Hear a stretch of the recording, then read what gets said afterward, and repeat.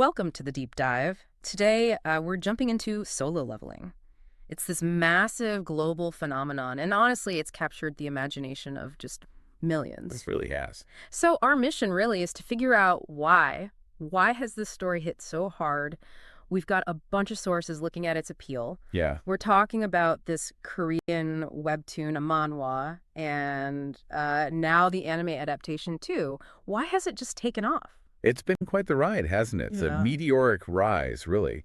And what's interesting is that solo leveling, well, it really stood out. It became like a premier example of modern manhwa, just as the whole webtoon industry was exploding globally. Right. And then, boom, the 2024 anime from A1 Yeah. Pictures, the studio behind Sword Art Online. Right. That just poured gasoline on the fire, visibility-wise. Yeah, SAO is huge, so that connection probably helped. Definitely. It shows how these stories can, cross mediums, cross borders so effectively. Okay, so let's dive into the why. For me, looking through this, the starting point has to be Sung Jin-Woo. His journey. He's literally called the weakest hunter. But then he gets this mysterious system, this chance to level up, basically. What is it about that underdog story, going from zero to hero, that just always gets us? It's primal, isn't it? But solo leveling does it cleverly. It like gamifies that desire for growth we all have. Gamifies. Explain that a bit. Well, instead of just abstract self-improvement, it makes it tangible. You see the stats, the quests, the skills, the item drops. It feels like an RPG. Ah, okay, like you're playing along. Exactly. So you're not watching Jinwoo get stronger. You're invested in every point, every new skill. It blends fantasy with gaming culture in a way that feels, familiar but also really fresh.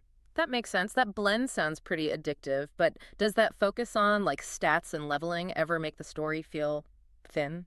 Does the character stuff keep up? That's a fair question. And based on what we're seeing, the story seems to balance it quite well. Yes, the RPG stuff is central, but it ties into his actual struggles. Oh, He's not just grinding levels for fun.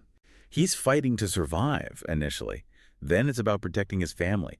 So those game mechanics serve his character arc, keeping that emotional core pretty solid. Gotcha. Okay, something else that really jumped out from the sources was the vibe of the whole thing, the dark, gritty fantasy aesthetic. Oh, yeah. This isn't your standard, bright, happy-go-lucky shonen story, is it? Not at all. It definitely leans into a darker, more violent, and frankly, incredibly stylish feel.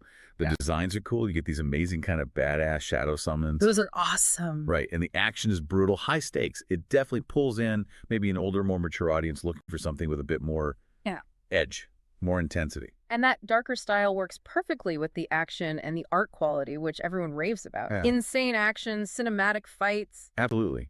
The manhwa's artwork is just stunning. Yeah. So vibrant, so dynamic. People often compare it to like top-tier anime or manga quality, even before the anime exists. You really feel the movement. You do. It's not just detailed drawings. It's the way they convey speed, impact. You almost like feel the hits land. It elevates the whole thing beyond just reading a story. It's a visual feast. Okay, so you've got the art, the action, the growth. It all seems to feed into this massive power fantasy appeal, the whole solo carry idea.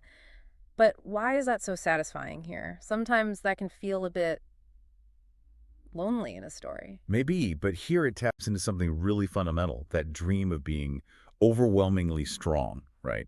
Of being able to handle anything yourself. Okay. And Jinwoo is the perfect avatar for that. He's got this cool, quiet confidence, but underneath there's this immense, constantly growing power. You're on that unstoppable ride with him. It just works. And none of this would matter globally if people couldn't access it, right? Talk about the international accessibility. How did it spread so fast? Yeah, that's crucial. It got translated relatively early into lots of languages. Yeah. And it was available on big platforms like Tapas, Tappytoon. People could find it easily. And now Crunchyroll for the anime, obviously. Exactly. That easy access was key. It let it become a proper phenomenon, not just something big in Korea. It can reach everyone. So wrapping this up, solo leveling, it's clearly more than just a popular comic or show. It feels like a modern power fantasy phenomenon, as you said. Its success seems built on this amazing mix. Incredible art, nonstop action, that super satisfying character growth, and this distinctive dark edge. It kind of delivers everything fans want, but in a package that feels both classic and thrillingly new. It really does. And all this success makes you wonder, doesn't it? This raises an important question.